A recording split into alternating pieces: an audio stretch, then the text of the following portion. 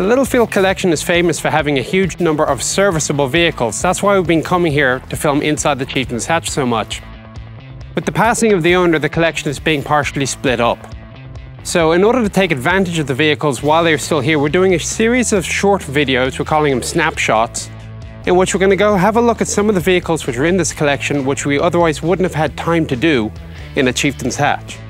So stay tuned and maybe you'll see some of your favourites.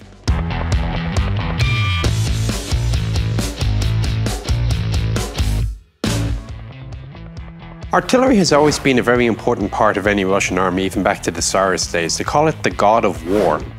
But although they made a plethora of assault guns in World War II, after the war ended during the early Cold War, they relied particularly on towed artillery. And it wasn't until the late 60s that they decided that with the advent of fast, mechanized warfare, plus also the threat of nuclear or chemical or biological attack, that a vehicle-mounted artillery piece might be a good idea again. The solution was to take the fairly ubiquitous D30 122mm regimental howitzer and mate it to an MTLB chassis. The resulting vehicle was the 2S1, known colloquially as the Gvozdika. The Russians named their artillery pieces after flowers for whatever reason. The howitzer was slightly modified. You give it a double baffle muzzle brake and also a fume extractor. On the inside, it comes equipped with a power rammer. The vehicle itself remains relatively unmodified. However, it does also swim, a neat additional feature. As a result, if I open up the front hatch here, you're going to see that there is a lot of empty space inside the vehicle. Between the engine, which is an 8-cylinder 300 horsepower, and the transmission, you'll see that there's a lot of volume to give buoyancy and displacement.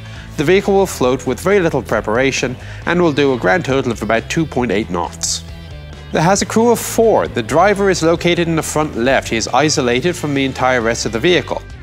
Behind him and to the right slightly is the engine, and in the rear is the crew compartment with the howitzer, the 360-degree rotating turret, and a platform for the turret basket. 40 rounds of ammunition are carried stowed in racks. There is a projectile rack on the loader side, propellant and a few more projectiles are stowed in the bustle, and there is additional stowage in the hull rear.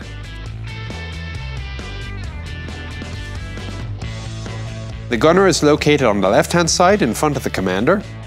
The loader is on the right.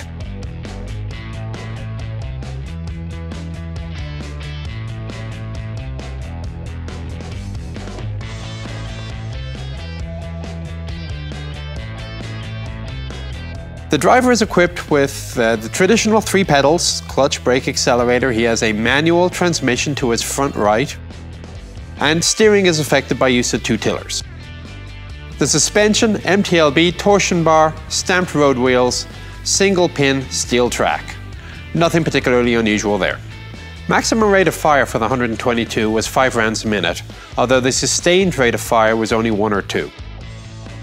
The maximum range was 15 kilometers, with the gun elevated to 70 degrees, unless you used an assisted projectile, which will get you the better part of 22 kilometers.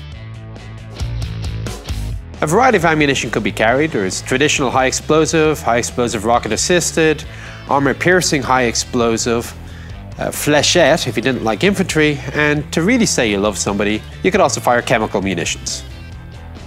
This was a very simple and effective vehicle. It was massively produced and widely exported.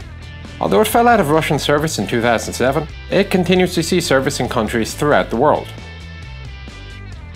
This particular vehicle was captured in 1991 from the Iraqis, brought to the US, tested by the US Army, and hence there's actually English language signage inside it, and eventually found its way here to Portola Valley, California to become part of the Littlefield collection.